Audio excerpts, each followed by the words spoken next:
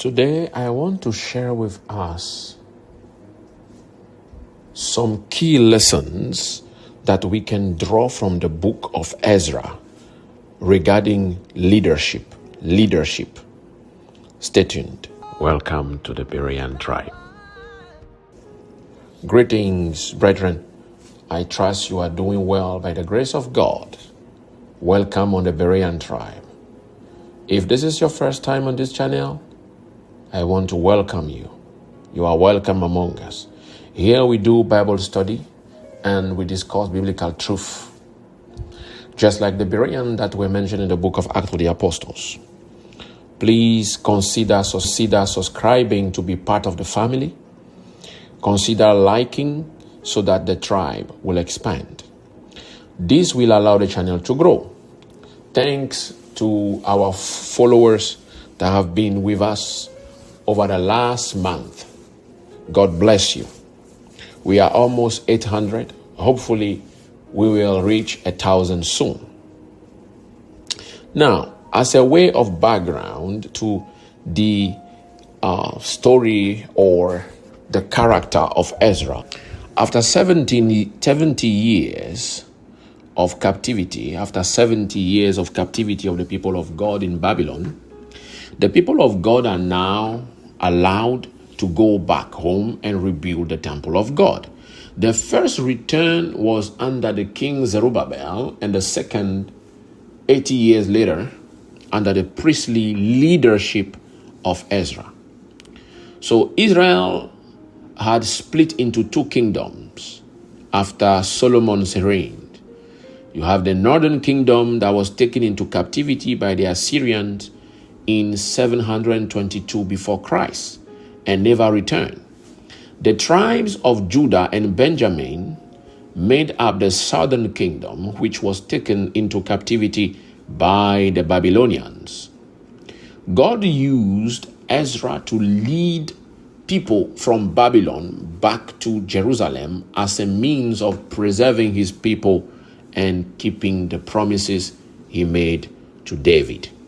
Now, let's turn to the leadership of Ezra. We will begin to read from Ezra chapter 8, verse 21 to 23. Now I'm reading from NIV. Ezra chapter 8, verse 21 to 23 in NIV. There by the Ahava Canal, I proclaimed a fast so that we might humble ourselves before our God and ask him for a safe journey for us and our children with all our possessions.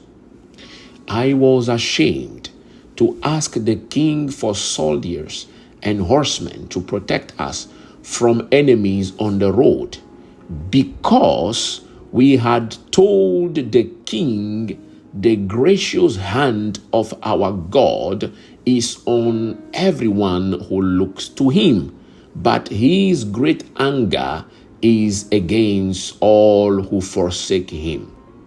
So we fasted and petitioned our God about this, and he answered our prayer.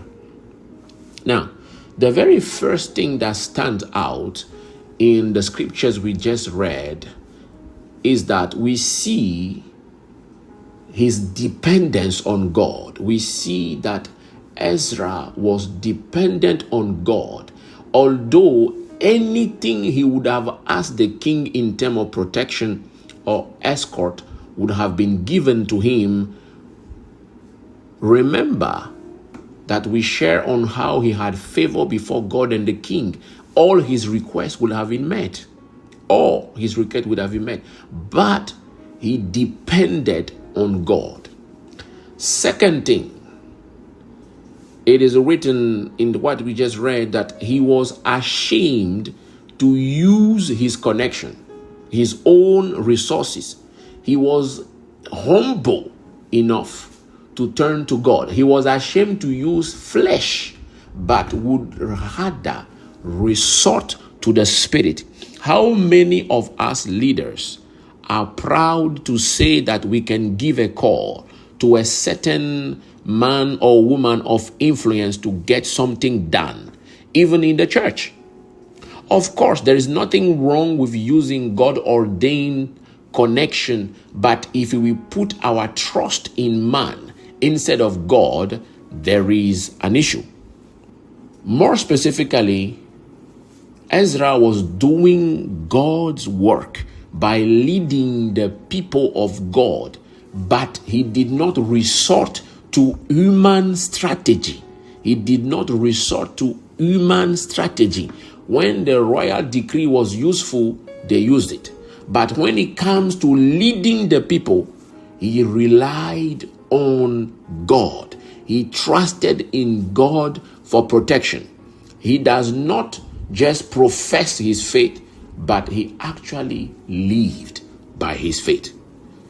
This is what I wanted to share with us today. Thank you for joining the tribe. If you are blessed by this channel, please remember to like, to subscribe, comment, share, so the channel will grow.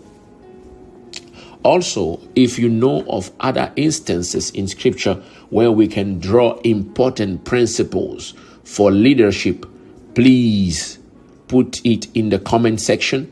Please share. Remain blessed until we meet again.